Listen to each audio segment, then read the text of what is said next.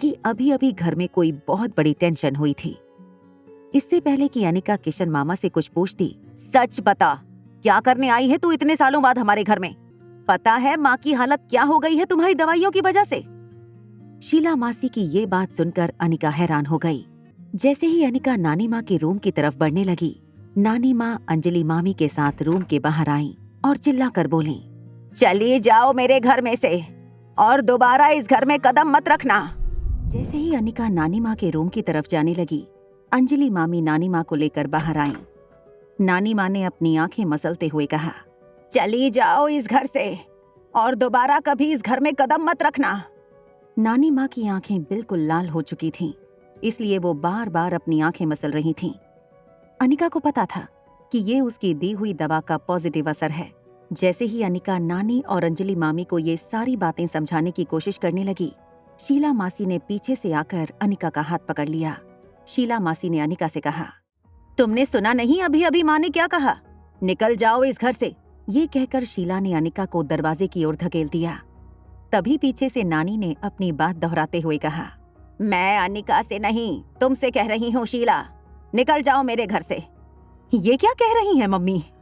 हाँ, ये मैं कह रही हूँ, तुम्हारी माँ पार्वती मल्होत्रा, इस घर की मालकिन तुमसे कह रही है कि अभी इसी वक्त इस घर से निकल जाओ। वाह मम्मी वाह, कमाल की माँ हो तुम। सालों पहले तुम स्वाति के लिए मुझे सबके सामने छोटा महसूस करवाती थी, और आज उसकी बेटी के लिए तुमने हमेशा स्वाति को मुझसे ऊपर समझा। और ये सब कुछ करके मिला क्या तुम्हें? धोखा देकर भाग गई तुम्हें स्वाति। कहा था 1 हफ्ते में वापस लौट कर आ जाऊंगी। आज 25 साल हो गए, वो तो नहीं आई। सीधी उसकी मौत की खबर आई। मैं दावे के साथ कह सकती हूँ, इसने जानबूझकर माँ को ऐसी दवाई दी है जिससे माँ की जान को खतरा भी हो सकता है। शीला मासी की ये बात सुनकर नानी माँ ने अपने हाथ की छड़ी फिर से जमीन पर जोर से पटकते हुए कहा, भले ही मेरी आंखों की रोशनी नहीं है, मगर मैं ठीक से देख सकती हूँ कि कौन इंसान मेरे लिए कैसा है। और अगर अनिका ने मुझसे कहा है कि वो मेरी आंखों का इलाज करना चाहती है, तो मेरी उसे पूरी इजाजत है। ये कहते हुए नानी माँ ने अपना हाथ आगे करते हुए अनिका को अपने पास आने का इशारा किया। अनिका ने नानी के पास आकर उनका हाथ अपने कंधे पे ले लिया। अनिका ने देखा अंजलि मामी और किशन मामा को भी इस बात की चिंता थी, कहीं नानी माँ की आंखों में प्रॉब्लम बढ़ न जाए। अनिका ने उन दोनों से कहा, मामा मामी, मुझे 7 दिन का वक्त दीजिए। 7 दिन के अंदर दवा अपना असर दिखा देगी। ठीक है, मैं तुम्हें देती हूँ 7 दिन का वक्त। मासी जरा 1 मिनट। अनिका धीरे से चलकर उनकी ओर आ रही थी।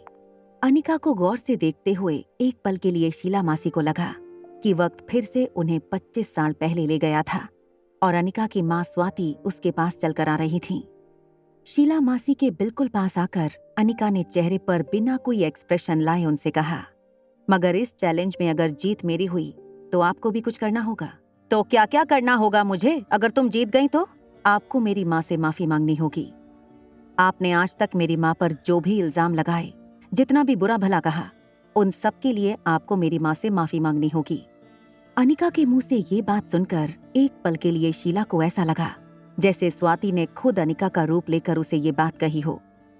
अपने चेहरे पर एक हल्की सी मुस्कान लाते हुए शीला मासी ने अनिका को कहा, ठीक है, मुझे भी मंजूर है।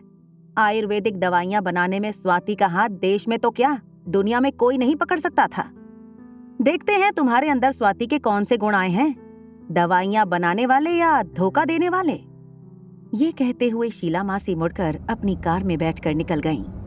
थकावट की वजह से अनिका को बहुत नींद आ रही थी। ऊपर बेडरूम में शावर लेने के बाद अनिका रिया के साथ बेड पर सोने लगी। रिया को प्यार करते करते उसे आर्यन की याद आने लगी। आर्यन के साथ बिताए हुए पल याद करके अनिका से अपने इमोशंस पर कंट्रोल नहीं हो रहा था। वो इसी वक्त आर्यन के साथ बात करना चाहती थी। अनिका ने बिना सोचे या वक्त देखे रोहित को मैसेज कर दिया, आर यू अवेक?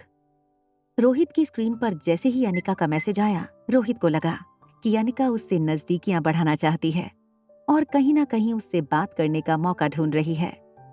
दरअसल रोहित भी ऑफिस से आने के बाद यही सोच रहा था कि कौन सा बहाना निकालकर वो अनिका से बात करे। रोहित ने इमीडिएटली अनिका को मैसेज का जवाब दिया, yes I am awake. Rohit के मैसेज भेजते ही तुरंत अनिका का मैसेज फिर से आया, is your son awake? Rohit ने आर्यन के बेडरूम का दरवाजा खोलकर देखा तो आर्यन गहरी नींद में सो चुका था। रोहित ने अनिका को मैसेज टाइप करते हुए कहा, no he is asleep. Rohit को लगा कि अनिका ये जानना चाहती थी कि अगर वो अपने बेटे के साथ इस वक्त बिजी है तो शायद चैटिंग आगे नहीं कर पाएंगे। अब जब उसे पता है कि आर्यन सो चुका है, वो मुझसे चैटिंग कर पाएगी। ये सोचकर रोहित की एक्साइटमेंट बढ़ने लगी थी। वो बस अब इंतजार में था कब अनिका का अगला मैसेज आए और उनकी चैटिंग आगे बढ़े। जब 3-4 मिनट तक अनिका का कोई मैसेज नहीं आया तो रोहित सरप्राइज हो गया। वो बार बार अपने मोबाइल की स्क्रीन चेक करने लगा। आगे और 5 मिनट बीत गए लेकिन अनिका का कोई मैसेज नहीं आया। रोहित को समझ नहीं आ रहा था अचानक अनिका ने चैटिंग रोक क्यों दी। वहां अनिका रिया को अपनी बाहों में लेकर गहरी नींद में सो गई थी। जब अनिका को पता चला कि आर्यन सो चुका था तब रोहित के साथ चैट करने की उसके पास और कोई वजह नहीं थी। आगे की कहानी जानने के लिए देखें अगला एपिसोड सिर्फ पॉकेट एफएम के यूट्यूब चैनल पर। और एक लड़की को देखा तो के सारे एपिसोड को सुनने के लिए डिस्क्रिप्शन में दी गई लिंक से डाउनलोड करें पॉकेट एफएम ऐप।